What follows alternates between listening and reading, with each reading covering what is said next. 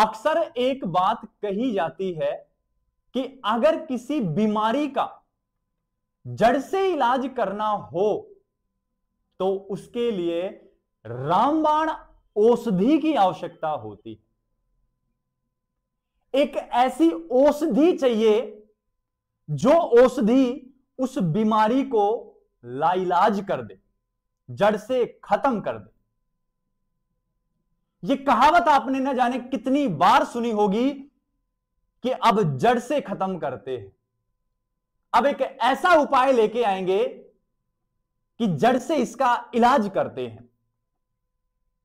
और ये सब बातें मैं आपको क्यों कह रहा हूं? क्योंकि बच्चों, हम भी आपके लिए एक रामबाण औषधि बनाकर लाए हैं। और यह रामबाण औषधि किसी बीमारी के लिए नहीं है, यह है तो आपके कल के एग्जाम के लिए, यह है तो आपको एग्जाम में अच्छे मार्क्स दिलाने के लिए। यह हमने बनाई है आपको ऊंचाइयों तक पहुंचाने के लिए, और यह हमने बनाई है आसमान को छूने तक के लिए। तो फिर देर किस बात की? देर किस बात की, जब आपको पता है कि कल हमारा सेमेस्टर सेकंड का केमिस्ट्री सब्जेक्ट का एग्जाम है और उसमें एमसीक्यू आने वाले हैं सेक्शन ए में, और उसमें लॉन्ग क्वेश्चन आने वाले हैं सेक्शन बी में। तो सेक्शन बी के लॉन्ग क्वेश्चन का वीडियो मैं अपलोड कर चुका हूं। अब बारी है तो सेक्शन ए के एमसीक्यू की, मल्टीपल चॉइस क्वेश्चन, या मैं कह दूं ए बे से दे वाले क्वेश्चन। तो फिर देर किस बात की? किस चीज का आप इंतजार कर रहे हो? जब आपको पता है कि आपकी बीमारी लाइलाज है, उसका समाधान हो सकता है, उसका समाधान वासुदेव एजुकेशन करने वाला है, आपके लिए एमसीक्यू की सीरीज ला रहा है, तो फिर किस बात की चिंता? जल्दी से चैनल को सब्सक्राइब कर लीजिए ना, जल्दी से बेल आइकन को प्रेस कर दीजिए ना, और वीडियो को लाइक कर दीजिए ना, और कमेंट सेक्शन में लिख दीजिए ना कि वासुदेव सर्वमिति, वासुदेव ही सब कुछ है। जब सब रास्ते बंद हो जाते हैं, जब सब अपने धोखा दे जाते हैं, तब वासुदेव ही काम आता है। और इतिहास गवाह है इस बात का। 2 लाइन कहूंगा मैं, और इस बात का इतिहास गवाह है। जो प्यार में टूट जाते हैं, जो प्यार में टूट जाते हैं, बाके बिहारी के हो जाते हैं, और जो प्यार करना चाहते हैं वो खाटू श्याम के दीवाने हो जाते हैं। और इतिहास गवाह है इस बात का।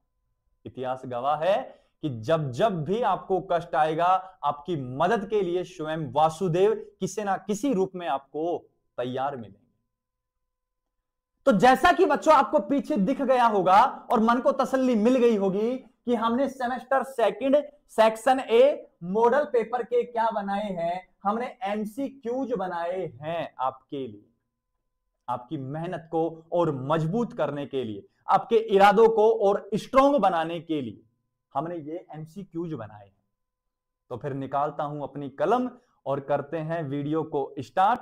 और यहां मैं पहले ही आपको कह दूं, इस वीडियो में यूनिट नंबर फर्स्ट और यूनिट नंबर सेकंड के एमसीक्यू रहने वाले हैं। दूसरी बात, मैंने 25 क्वेश्चन यूनिट फर्स्ट के रखे हैं और 25 ही क्वेश्चन यूनिट नंबर सेकंड के रखे हैं।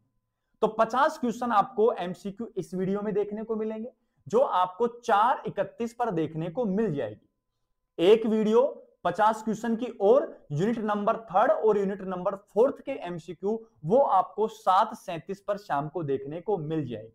इनको आप स्पीड में करके और बिना स्किप किए देख लेना, चलते चलते भी इनको देख लेना आप। क्लियर है क्या मेरी बात? और ये बहुत ज्यादा बेनिफिशियल होने वाले हैं। बहुत सारे क्वेश्चन, इन 100 क्वेश्चंस में से आपको ऐसे मिलेंगे जो आपके पेपर में डिक्टो रखे मिलेंगे। जब कल एमसीक्यू देखोगे तो डिक्टो रखे मिलेंगे आपको। तो फिर देर किस बात की, करते हैं ना वीडियो को स्टार्ट। पहला क्वेश्चन है बच्चों हमारे पास, एथेनॉल का आईयूपीएसी नाम क्या है? क्या कहा है मैंने? एथेनॉल का आईयूपीएसी नाम क्या है? तो दिमाग लगा रहे हैं, क्या है सर? अरे एथेनॉल तो खुद आईयूपीएसी नाम है, एथेनॉल तो खुद आईयूपीएसी नाम है। तो एथेनॉल का आईयूपीएसी नाम क्या हो जाएगा? एथेनॉल ही हो जाएगा। अरे इस बात का ध्यान रख बेटा, इस बात का ध्यान रख।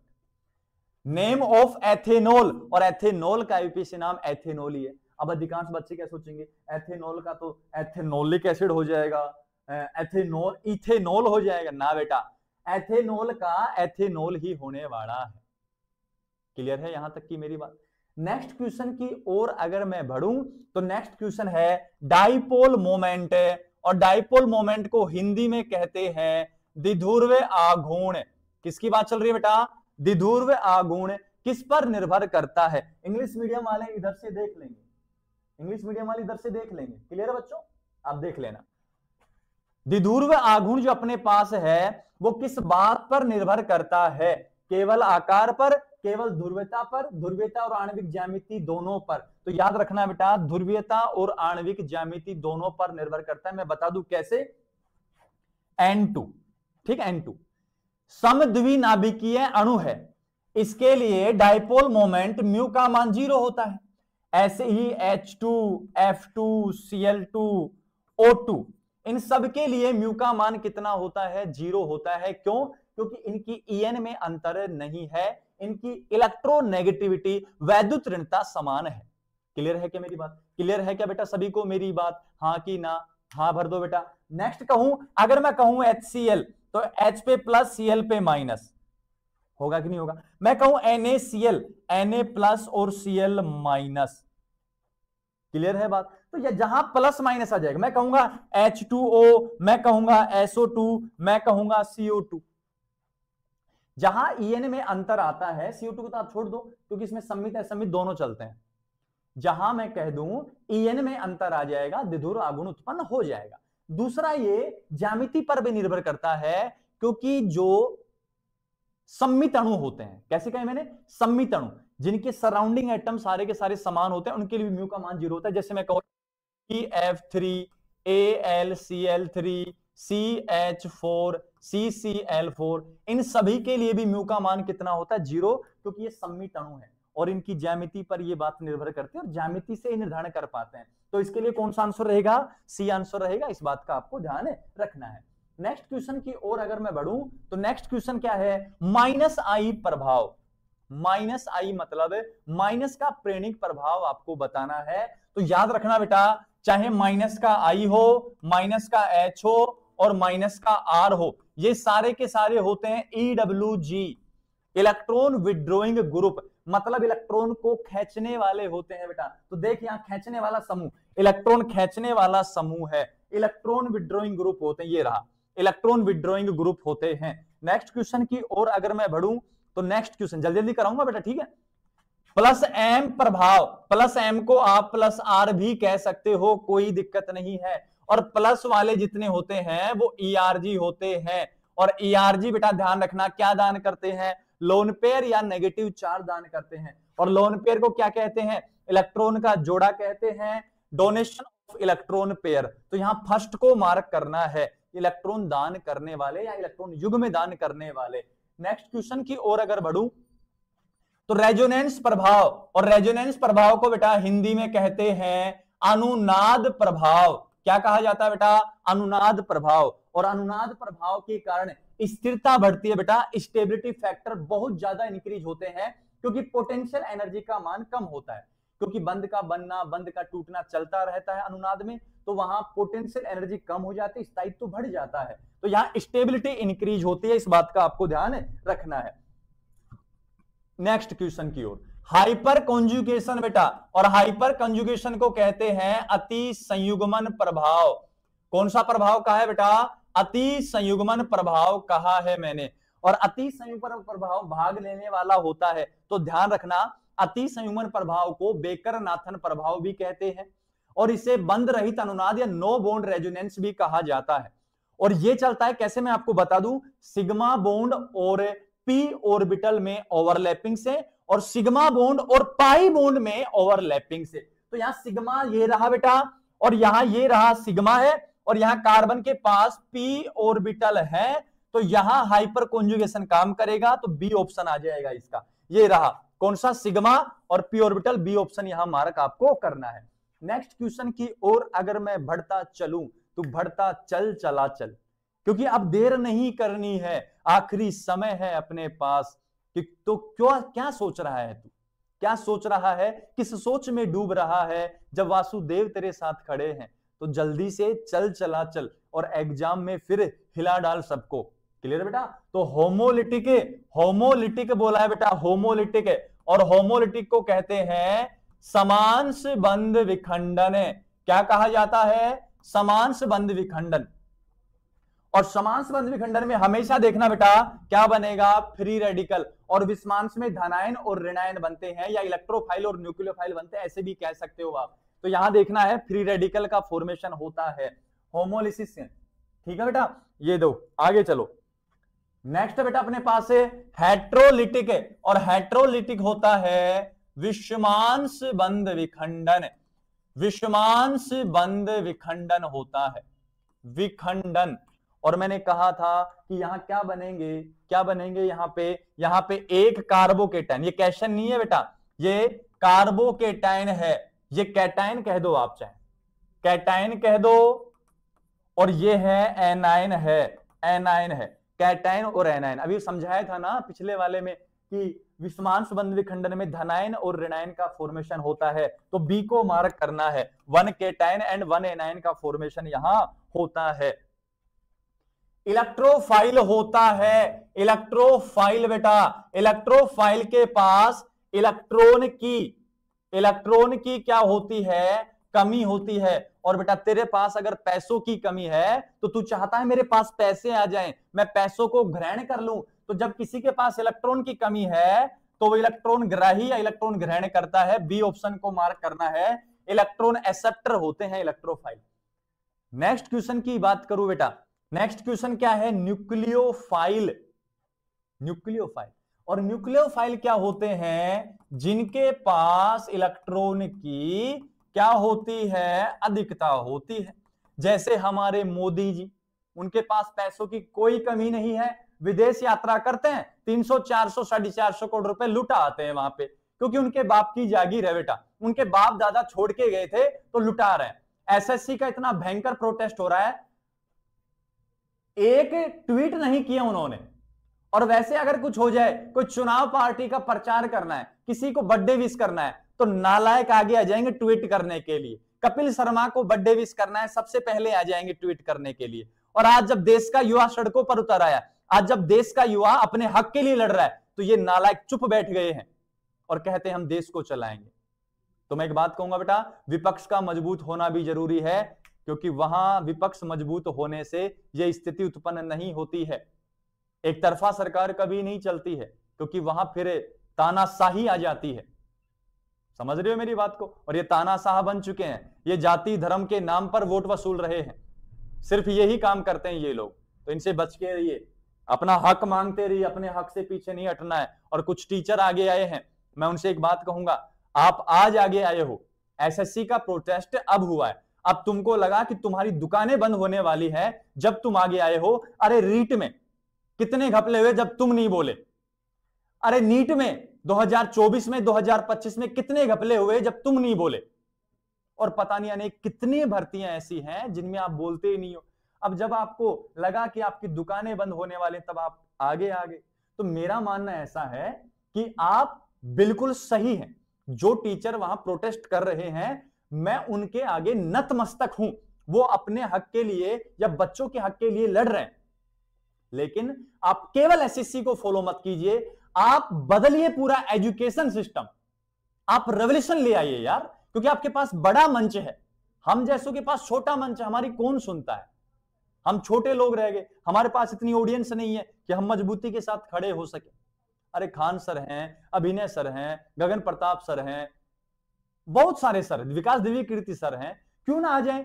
क्यों ना बदल दे एजुकेशन सिस्टम को सारे को? सब लोग ना खुश हैं एजुकेशन सिस्टम से, तो बदल दीजिए। अब समय है, जब क्रांति उठ चुकी है, जब आग लग चुकी है, तो तब तक लगनी चाहिए जब तक सब जल ना जाए।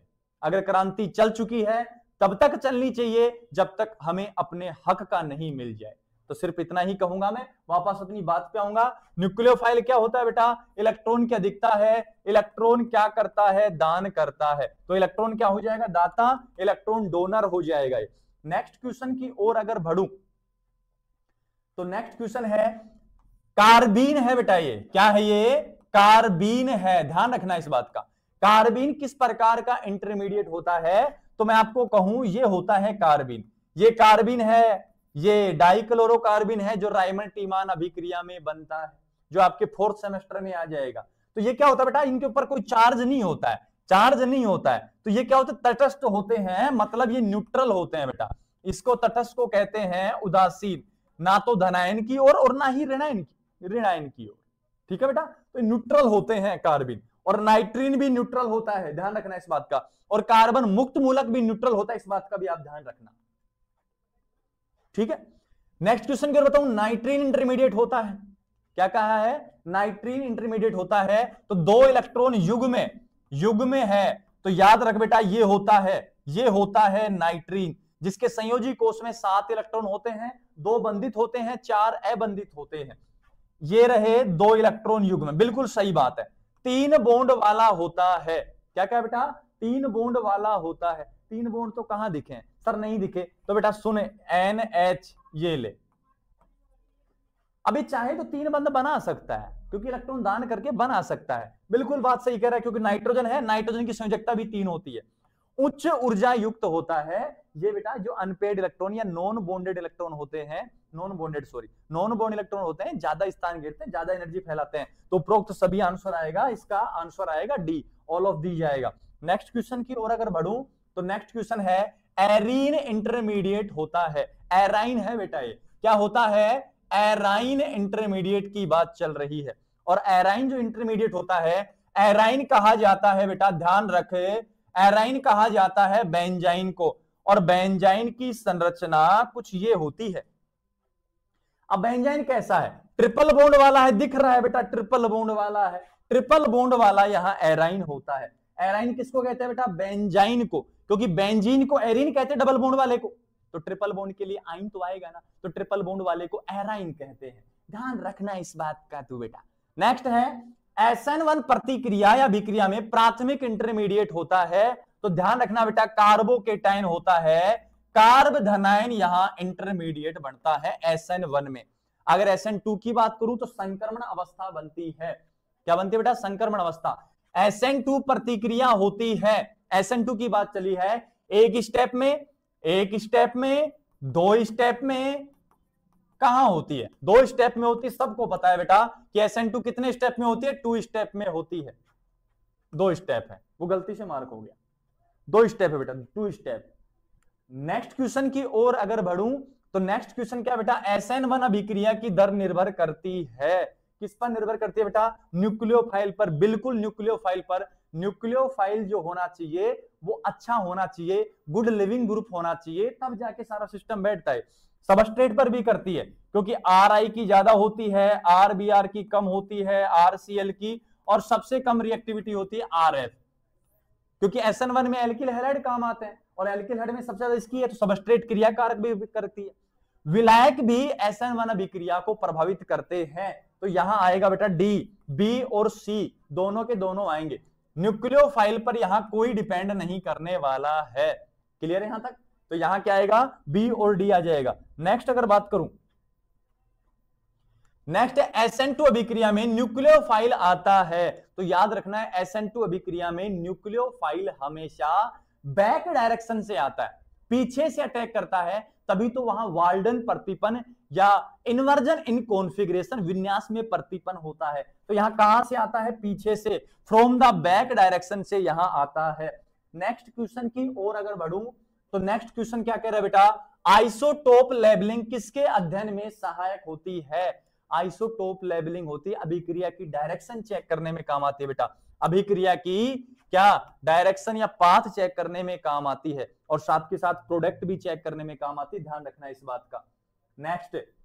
नेक्स्ट है SN2 रिएक्शन में पाया जाता है, मैंने कहा था ना पीछे से अटैक होता है, और पीछे से अटैक होता है तो इन्वर्जन होता है, क्या होता है, इन्वर्जन, और इन्वर्जन लिखा मिल सकता है क्या, प्रतिपन होता है, विन्यास का प्रतिपन या वाल्डन प्रतिपन, ठीक है। रिटेंशन का मतलब होता है सेम टू सेम, कोई फर्क नहीं होता है, तो यहां SN2 में क्या होता है बेटा, इन्वर्जन होता है, ध्यान रखना इस बात का। नेक्स्ट अपने पास है SN1 रिएक्शन में उत्पाद बनता है SN1 रिएक्शन में मध्यवर्ती कार्बोधनायन बनता है बेटा। और ध्यान रख, कार्बोधनायन की जो ज्यामिति होती है वो समतल त्रिकोणीय होती है, और समतल त्रिकोणीय है तो प्लेनर वर्ड आ रहा है, समतल आ रहा है, तो समतलीय ज्यामिति होने के कारण न्यूक्लियोफाइल फ्रंट अटैक भी कर सकता है और बैक अटैक भी कर सकता है। और दोनों तरफ से अटैक होने के कारण इधर से ये इधर घुमाएगा, इधर से ये इधर घुमाएगा, तो आधा डी आधा एल, तो यहां बनता है रेशमिक मिश्रण प्रोडक्ट बनता है। तो याद रखना SN1 में तो इन्वर्जन होता है, और सॉरी SN2 में इन्वर्जन होता है, और SN1 में क्या बनता है, रेशमिक मिश्रण बनता है। ध्यान रख बेटा इस बात को, काफी अच्छा क्वेश्चन है। हाफमान नियम के अनुसार विलोपन होता है, कहां होता है बेटा, कहां होता है, कम स्थायी एल्कीन बनाकर। कहां होता है, कम स्थायी एल्कीन बनाकर, जबकि सेथजेफ क्या होता है, अधिक स्थायी एल्कीन बनाकर काम आता है। तो यहां क्या होगा, लेस स्टेबल एल्कीन की बात यहां होने वाली है। नेक्स्ट क्वेश्चन की बात करो, सेथजेफ नियम के अनुसार उत्पाद होता है तो सबसे स्थायी एल्कीन, जहां सबसे ज्यादा प्रतिस्थापी समूह रहेंगे या जहां सबसे ज्यादा अल्फा हाइड्रोजन रहेंगे, सेथजेफ के अनुसार वो ही ज्यादा स्टेबल होता है। ये सब मैं बोल के बता रहा हूं बेटा, बाकी आप इनको ध्यान रखो, क्योंकि अभी आपको इतना पढ़ा नहीं है, आपको इतना नॉलेज भी नहीं है तो आप समझ जाओगे मेरी बातों जो मैं बोलता हूं। SN1 अभिक्रिया होती है एक कर्मिक, मतलब है प्रथम कोटि, प्रथम कर्मिक का मतलब कोटि से है बेटा, द्वितीय कोटि, शून्य कोटि और तृतीय कोटि।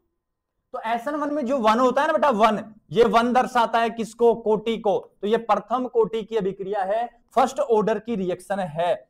नेक्स्ट अगर बात करूं तो SN2, तो 2 क्या दर्शा रहे हैं, अभी तो कहा था कोटि, ये जो 2 होता है ये कोटि को भी और अणुसंख्यता दोनों को दर्शाता है। SN1 में कोटि अणुसंख्यता 1 होती है, SN2 में 2 हो जाएगी, तो यहां द्वितीय कोटि की सेकंड ऑर्डर की रिएक्शन यहां रहने वाली है। नेक्स्ट क्वेश्चन की अगर बात करूं तो कार्बोकेटायन का सबसे अधिक स्थायी होता है, सबसे अधिक स्थायी कौन होता है बेटा, तृतीय को होता है, तृतीय 3 डिग्री कार्बोधनायन, 3 डिग्री कार्बोधनायन सबसे ज्यादा क्या होता है, स्थायी होता है, स्टेबल होता है। और देखो बेटा साथ के साथ मैंने इनके उत्तर भी लिखे हैं, आंसर भी लिखे हैं। क्यों लिखे हैं, क्योंकि आप मान लो जल्दी से स्पीड में करके इसको देख रहे हो तो आपको जल्दी दिन के आंसर नीचे लिखे मिल जाए और आप संतुष्ट हो जाओ, ठीक है, मेरे बोलने का वेट ना करो। मैं काफी सोचता हूं आपकी, मैं बहुत ज्यादा सोचता हूं आपके बारे में, लेकिन आप भी सोच लीजिए वासुदेव एजुकेशन के बारे में, हर मोड़ पर आपका साथी बनने वाला है। और हम केवल शिक्षा एग्जाम क्रैक करने के लिए नहीं देते हैं, हम शिक्षा देते हैं कि आपको जिंदगी जीना सिखा सके, आपको जीवन की वास्तविकता बता सके, आपको देश दुनिया में चल क्या रहा है वो चीजें हम आपको बता सके और वो चीजें हम आपको सिखा सके, ठीक है बेटा। यहां चिरैल का मतलब होता है किरैल, क्या है, किरैल है, एक यौगिक किरैल होता है यदि उसमें क्या होता है, समरूपता का अभाव होता है, मतलब समान रूप नहीं होते, मतलब कार्बन के पास A है, B है, C है, D है, कोई किसी के समान नहीं है, सब अलग अलग है, सारी दुनिया अलग अलग है, तो ये किरैल बन जाएगा बेटा, क्या बन जाएगा, किरैल। तो एब्सेंस ऑफ सिमेट्री, सिमेट्री क्या होती है, एब्सेंट होती है, तो किरैल हो जाता है। नेक्स्ट, ये यूनिट सेकंड के स्टार्ट हो गया बेटा, यूनिट सेकंड के स्टीरियोकेमिस्ट्री के स्टार्ट हो चुके हैं, पिछला भी स्टीरियोकेमिस्ट्री था, ये भी है। दो यौगिक जो एक दूसरे के दर्पण प्रतिबिंब होते हैं लेकिन अधोविमित अध्यारोपित नहीं होते हैं, क्या कहलाते हैं, एनेंशियोमर कहलाते हैं, और इनको कहते हैं बेटा प्रतिबिंब समाव्य कहते हैं, क्या कहते हैं, प्रतिबिंब समाव्य। लेकिन मत्स्य में ये ऐसे मिलता है, दर्पण प्रतिबिंब के नाम से भी मिलता है, किस नाम से मिलता है, दर्पण प्रतिबिंब के नाम से। तो देखिए बेटा हमें लग गई ये प्यास, हम पीने वाले हैं पानी, हम पीने वाले हैं पानी।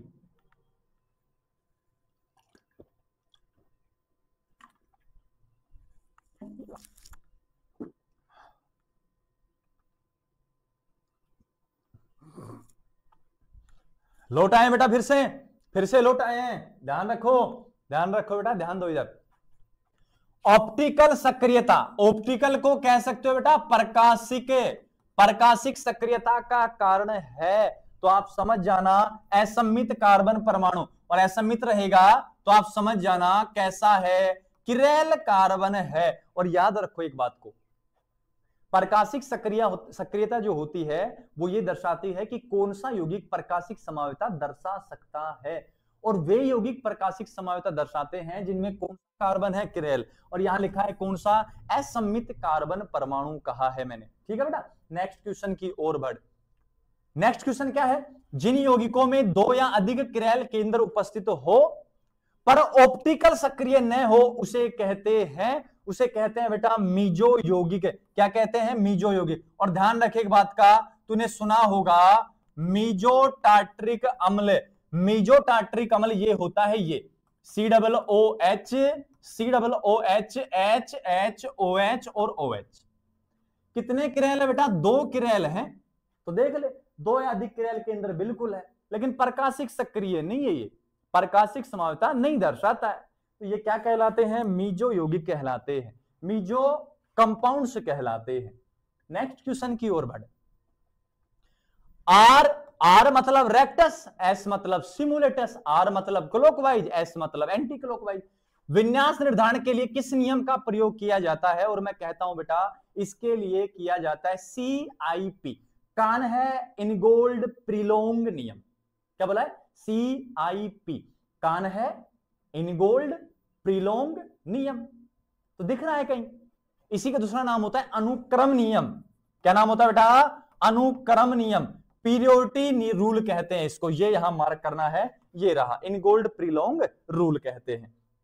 नेक्स्ट है डायास्टीरियोमर होते हैं, अभी तो समझाया था। डायास्टीरियो मतलब विवरिम समावि, जो मिरर इमेज नहीं होते हैं वो क्या कहलाते हैं, डायास्टीरियोमर। तो देख लो, non mirror image stereo isomer, ये लीजिए, ये आंसर हो जाएगा इसका C, जो दर्पण प्रतिबिंब नहीं होते हैं। नेक्स्ट क्वेश्चन की ओर अगर बढ़ूं तो नेक्स्ट क्वेश्चन है बेटा कन्फर्मेशन, इसको कहते हैं संरूपण। क्या कहते हैं बेटा, संरूपण। आइसोमेरिज्म मतलब समावेता, संरूपण समावेता की विशेषता होती है। तो ध्यान रखना, संरूपण समावेता होती है सिंगल बॉन्ड में। कौन से बॉन्ड में, सिंगल बॉन्ड के मुक्त घूर्णन के कारण, free rotation of single bond. Clear है, सिंगल बॉन्ड में मुक्त घूर्णन के कारण होती है। और ज्यामितीय समावेता होती है द्विबंध में प्रतिबंधित घूर्णन के कारण, restrict rotation in double bond. याद रखना इस बात को। नेक्स्ट क्वेश्चन की ओर बढ़। नेक्स्ट क्वेश्चन है न्यूमैन प्रोजेक्शन, न्यूमैन प्रक्षेपण किस आइसोमेरिज्म को दर्शाता है, तो कन्फर्मेशन। याद रखना है संरूपण समावेता को दर्शाता है। कौन सी समावेता को, कन्फर्मेशनल समावेता को दर्शाता है, संरूपण समावेता को दर्शाता है। नेक्स्ट क्वेश्चन की बात करूं, साइक्लोहेक्सेन की सबसे स्थिर अवस्था है, तो याद रखना बेटा साइक्लोहेक्सेन की सबसे स्थिर अवस्था कौन सी होती है, कुर्सी होती है। क्या होती है, कुर्सी होती है। और होती 4 है वैसे तो आप पढ़ते हो क्या, बोट फॉर्म, चेयर फॉर्म, लेकिन हाफ चेयर और ट्विस्ट बोट और होती है। मैं बनाऊं, एक बार बना के बताऊं क्या बेटा, ये ले, ये तो कौन सी है, चेयर।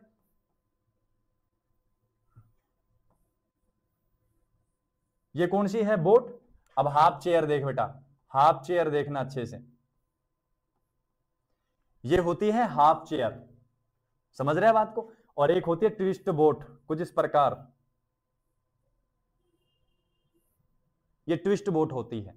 ठीक है, अरे समझ गया क्या बेटा, समझ गया क्या, इस प्रकार से काम करते हैं। नेक्स्ट क्वेश्चन की ओर बढ़ूं तो नेक्स्ट क्या है, सिस ट्रांस आइसोमेरिज्म किस प्रकार की आइसोमेरिज्म है, तो ध्यान रखना सिस ट्रांस जो है वो ज्योमेट्रिकल या मैं कहूं ज्यामितीय समावेता है। कैसी समावेता है, ज्योमेट्रिकल या ज्यामितीय समावेता है। नेक्स्ट क्वेश्चन की ओर बढ़ूं तो ब्यूट टू इन, ये होता है बेटा but two ene, CH3 CH double bond CH CH3।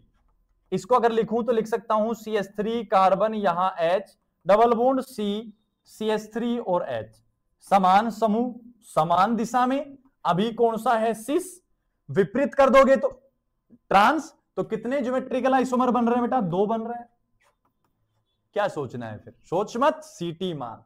कल के एग्जाम में पूरा का पूरा स्कोर हमको करना है। RS विन्यास में प्राथमिकता निर्धारण के लिए किस नियम का उपयोग किया जाता है, वही रिपीट हो गया बेटा क्वेश्चन, कान है इनगोल्ड है। नेक्स्ट अगर बात करूं तो नेक्स्ट है ज्यादा स्थिर कन्फर्मर कौन सा है, ज्यादा स्थिर संरूप कौन सा है, तो बेटा एक तो होता है इक्लिप्स्ड, गोचे, स्ट्रेगड और ट्विस्टेड। मैं कहूं सांत्रित, ग्रस्त, गोचे और ट्विस्ट, मुड़ा हुआ। और इनमें से सबसे ज्यादा जो स्टेबल स्थायी होता है वो होता है स्ट्रेगड। स्ट्रेगड को लिखा मिल सकता है बेटा सांत्रित होता है, इक्लिप्स्ड होता है, ग्रस्त। अब एक बात बता, कोई व्यक्ति रोग से ग्रस्त है तो ठीक है क्या? नहीं है वो ठीक। तो ग्रस्त वाला लेस स्टेबल होता है, सांत्रित वाला मोर स्टेबल होता है, ध्यान रखना इस बात का। नेक्स्ट क्वेश्चन है, न्यूमैन प्रोजेक्शन फॉर्मूला में कौन सा दिखाया जाता है? न्यूमैन में दिखाया जाता है कन्फर्मेशन दिखाया जाता है बेटा, सी। ठीक है, ये पहले भी आ चुका था। जिन यौगिकों में दो या दो से अधिक ऑप्टिकल सक्रिय न हो क्या कहलाते हैं? मेसो यौगिक। नेक्स्ट क्वेश्चन की ओर बढ़ूं। ये रिपीट हो गया बेटा, रिपीट हो गया, थोड़ा सा रुको, ये रिपीट हो गया थोड़ा सा। हाँ, डायस्ट्रीमर होते हैं, ये भी रिपीट हो गया।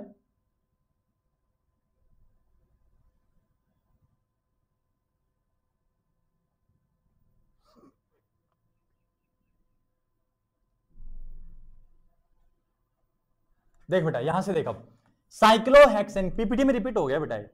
साइक्लोहेक्सेन की सबसे स्थिर अवस्था है, कौन सी है बेटा? कौन सी है? बताया था ना, चेयर फॉर्म, कुर्सी रूप है, कुर्सी रूप है।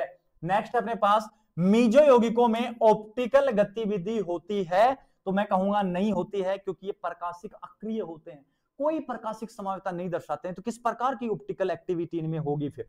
नेक्स्ट क्वेश्चन है 47 नंबर, एक रेशमिक मिश्रण ऑप्टिकली सक्रिय होता है, चिरेल होता है, ऑप्टिकली निष्क्रिय होता है? क्योंकि बेटा 50% तो डी घुमा रहा है, 50% डी क्लॉकवाइज, और ये 50% इसको क्या घुमा रहा है? तो एक बात बता दो कि आपको उठा के कल कॉलेज में रख दिया जाए और कॉलेज वाले उठा के आपको घर रख दे, तो आप एग्जाम दे पाओगे क्या? नहीं दे पाओगे। क्यों? आए थे ले गए, जैसे आए थे वैसे चले गए। बेचारे को 50 डी घुमाया, 50 एल घुमाया, नेट रोटेशन 0 आ गया, ऑप्टिकली निष्क्रिय हो गया। पीपीएल को किसी दिशा में नहीं घुमा पा रहा है, समतल ध्रुवित प्रकाश को कहीं घुमा ही नहीं पा रहा है ये, तो कहां से हो जाएगा? नेक्स्ट क्वेश्चन देख, अधिकतम ऑप्टिकल आइसोमर की संख्या होती है, तो याद रख बेटा, प्रकाशिक समावयों की संख्या कैसे ज्ञात की जाती है?